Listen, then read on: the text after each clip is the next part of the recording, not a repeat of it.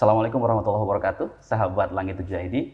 Alhamdulillah setelah seharian kita mengawal Ustadz Abdul Somad berdakwah dari masjid ke masjid, begitu, dari podcast ke podcast. Sekarang kita sudah bersama UAS, begitu. Di tengah-tengah kelelahan beliau meluangkan waktu untuk para pembaca sahabat Langit 7 ID. Kita akan tanya beberapa hal, Ustadz. Ya. Yang pertama nih dari kami, ini jadi pembacaan yang kami saring dari para pembaca, Ustadz. Pertanyaan-pertanyaannya. Yang pertama tentang problem umat, gitu, Ustadz. Menurut Ustadz, apa yang paling krusial dari problematika umat kita hari ini? Problematika umat itu kita petakan pada krisis jahil. Jahil di situ maknanya tidak tahu dalam bidang agama secara umum. Bisa dibuatkan tes survei. Bagaimana mengukur kepahaman agama, dipecah lagi dalam bidang akidah, dalam bidang fikih, dalam bidang akhlak. Kemudian kesadaran tentang ekonomi umat dan politik. Umat Islam tidak melek politik, sehingga suaranya mudah dibeli. Kenapa mudah dibeli? Karena miskin. Jadi kalau disadarkan dengan 3 unsur, pendidikan, ekonomi, politik, insya Allah umat ini kuat. Kira-kira demikian gambaran. Bagaimana dengan Islamofobia, Ustadz? Menurut Ustadz? Islamofobia itu agenda internasional. Jauh dari dulu. Sejak saya kuliah ketika itu sudah heboh apa yang disebut dengan clash civilization. Akan ada benturan 2 peradaban. Barat dan Timur. Yang dimaksud dia Timur di situ adalah Islam. Dengan Barat. Karena Islam berdasarkan wahyu, sedangkan mereka berdasarkan akal murni, pure, tanpa ada intervensi wahyu sama sekali. Jadi mereka memprediksikan akan ada peradaban budaya yang luar biasa ke depan. Dan hari ini setelah lebih kurang 20 tahun, saya ingat dulu heboh-hebohnya itu tahun 2000-an masa kami masih mahasiswa.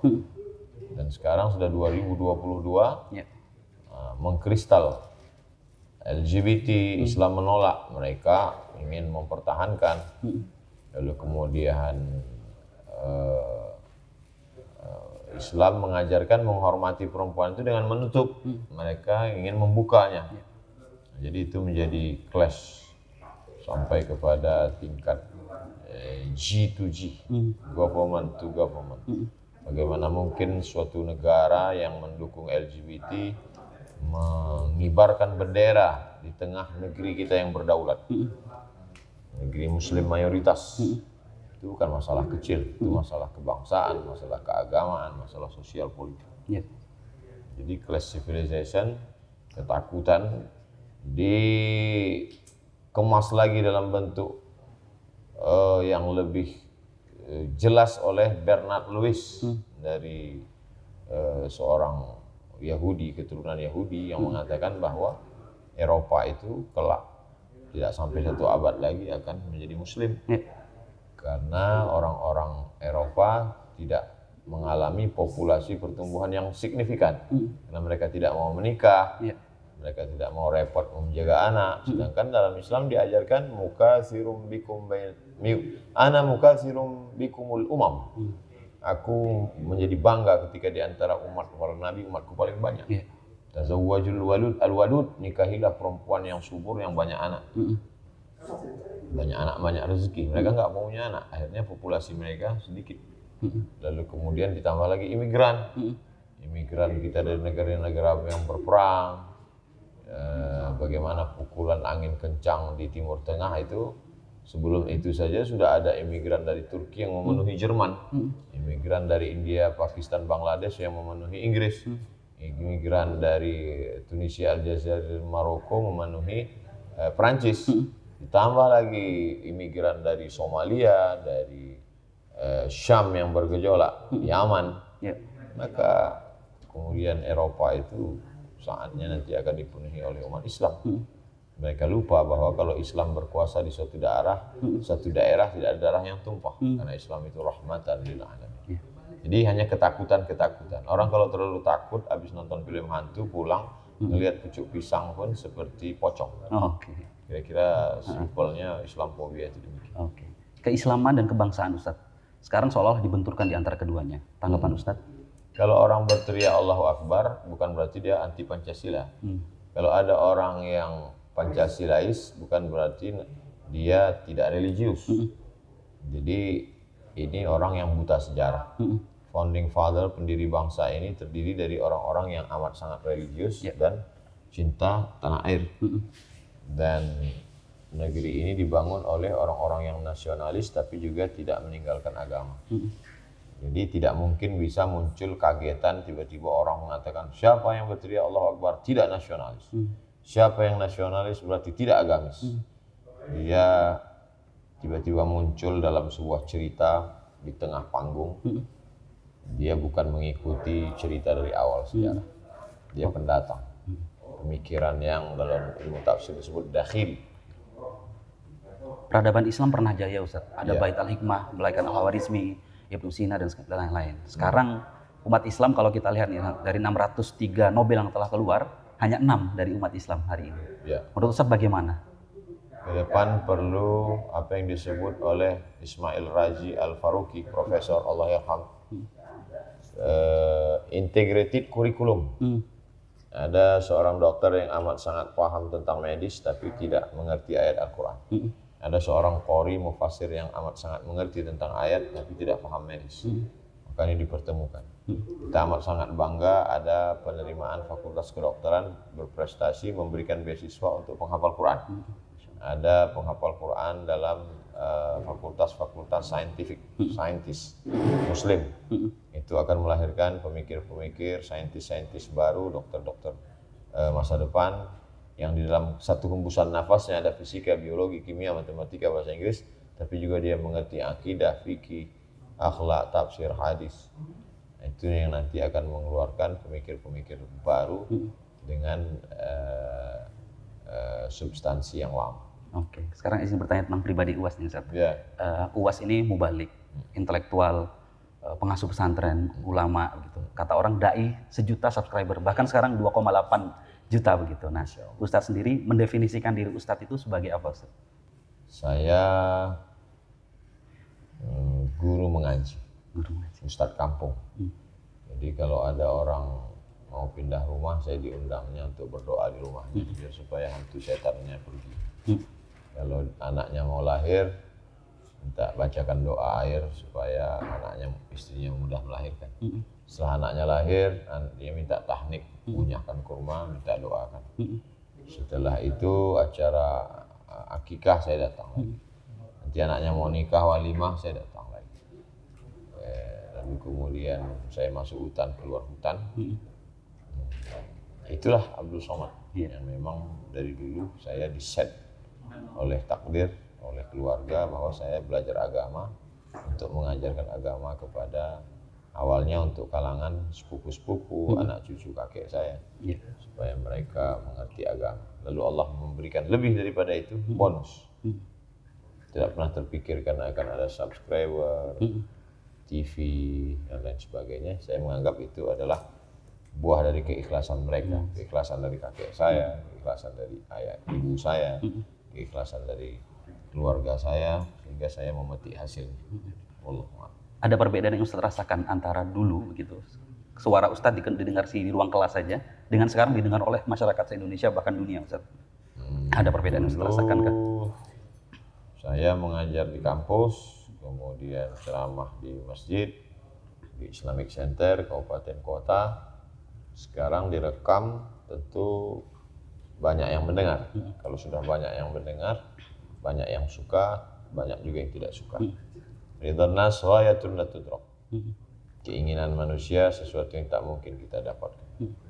Jadi kita bicara saja apa penilaian orang. Wa in tuti aktsara man fil ardi yudilluka an sabilillah. Kalau kau ikut kebanyakan manusia, mereka hanya akan menyesatkanmu dari jalan Allah. Masya Allah. Ceramah Ustadz ini sering ada yang memotong, ada yang mengadu, ada yang membelokkan. Nah, jadi keributan begitu. Tanggapan Ustadz? Kita menghadapi fase baru. Jadi kalau dulu ibu-ibu mau belanja pergi ke mall bawa uang cash, barangnya dilihat. Sekarang fase baru tinggal buka handphone, transfer. Tentu ada penipuan, barang tidak bagus. Nanti manusia akan menemukan aturannya sendiri. Kalau dulu beli koran, baca koran. bisa komplain. Sekarang tanpa keluar rumah langsung ada medsos. Jadi nanti manusia dalam 2-3 tahun dia cepat beradaptasi, dia akan menemukan. Jadi masalah ceramah dipotong, maka disitulah perlu kecerdasan kita untuk membuat undang-undang IT untuk supaya jangan ada orang yang teraniaya, terzolimi. Bagaimana hukumnya kalau memotong ceramah, bagaimana orang yang nge-share, bagaimana yang mengadu domba, bagaimana. Nah, itulah guna fungsi pemikir.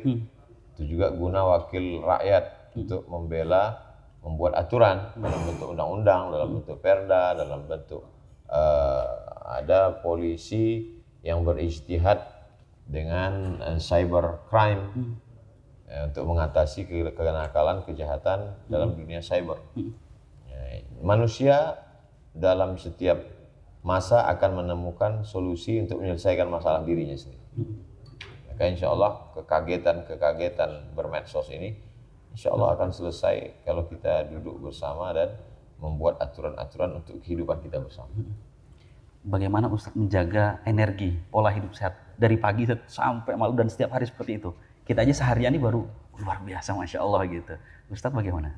Mungkin karena kebiasaan. Jadi saya sejak pulang 2008 dari Al-Azhar. Ya, 2008 dari Maroko.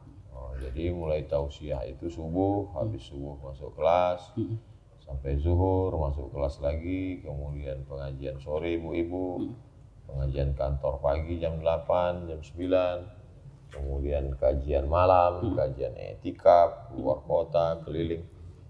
Karena sudah terbiasa berpuluh tahun, jadi ya mungkin tubuh itu sudah terbiasa. Namun istirahat tetap ada, makan tidak boleh lambat. Kemudian mandi subuh supaya segar, doa kepada Allah. Olahraga favorit? Olahraga khusus tidak ada. Tidak ada. Kalau menjaga waktu dengan keluarga, space waktu di antara sekian kesibukan? Saya hanya keluar, kalau keluar hari Kamis pulang hari Ahad, kalau keluar hari Jumat pulang hari Senin. Selasa, Rabu, Kamis tetap di rumah bersama keluarga, bersama santri, dan hanya keluar pada pekan pertama, ketiga, keempat. Kedua tetap untuk Yayasan Tabung Wakaf Umat. Parenting Ustadz, ala Ustadz Abdul Somad kepada anak, bagaimana Ustadz? Saya pendidikan TK, SD saya serahkan ke orang lain yang ahli. Mereka punya keahlian dan mendidik. Adapun di rumah waktu yang betul-betul full, bukan pada kuantitas tapi waktu yang berkualitas. Jadi kalau memang kita khususkan waktu, memang betul-betul kita khususkan sehingga tidak dikurangi jatah mereka.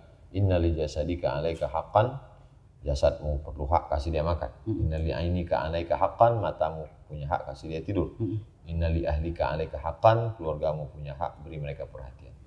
Wa ati dzi haqqin haqqahu, semua yang ada hak pada diri kita beri dia hak. Kalau tidak berarti kita zalim. Terakhir Ustaz, idola Ustadz Abdul Somad setelah Rasulullah tentunya. Siapa Ustaz? Setelah Rasulullah Shallallahu Alaihi Wasallam adalah Umar Mukhtar. Umar Mukhtar itu ketika ditangkap oleh Mussolini. Kenapa dialog Umar Mukhtar dengan Mussolini, pemimpin Italia? Kenapa kamu melawan kami? Padahal kami dengan tentara dengan baju besi, dengan tank, kamu naik kuda seadanya. Kata Umar Mukhtar, Tuhan saya menyuruh saya melakukan ini. Adapun hasilnya dia yang akan memberi. Seorang sufi yang berjihad. Seorang sufi tidak meninggalkan jihad dan hidup di zaman modern, bukan zaman dulu. Kalau orang itu kan zaman dulu, itu kan hanya dalam sejarah, dalam kitab. Ini nyata, jelas, dan tak ada ketakutannya. Mungkin dia salah satu dari wali Allah. Ana inna awliya Allah la khaufun alaihim wa lahum yahzanun. Tak ada takut, tak ada cemas, karena ketakutannya sudah dihabiskan untuk Allah SWT. Masya Allah. Terakhir pesan untuk pemirsa kami, sahabat Langit 7 ID dari Ustadz Abdul Somad. Jadikan tontonan yang bisa sekaligus sebagai tuntunan. Maka saya mengajak kepada jamaah tonton terus Langit 7. Mudah-mudahan Langit 7 mencerahkan, satu dalil alternatif untuk mencerahkan, menyegarkan pemikiran umat dan bangsa. Bangsa ini akan jauh lebih baik kalau di dalam medsos ada pertarungan antara akal sehat, antara orang-orang yang cerdas, bukan orang-orang yang dikenal hanya karena sensasi, tapi lebih pada prestasi. Insyaallah. Baik, jazakumullah. Ayyakum warahmatullahi. Sahabat Langit 7 ID, demikian obrolan kami dengan Ustadz Abdul Somad. Alhamdulillah sebuah keberkahan. Untuk semua kita bicara dengan Tuhan Guru kita, ya, Guru kita semua. Semoga Ustadz Abdul Somad lancar seluruh aktivitasnya. Amin. Allah berikan keberkahan dan 1,5 juta pembaca Ustadz kita selama 1 tahun ini. Bisa terus mendoakan Ustadz Abdul Somad ya. Demikian sahabat Langit 7 ID. Tonton terus hanya di Langit 7 ID. Assalamualaikum warahmatullahi wabarakatuh. Waalaikumsalam.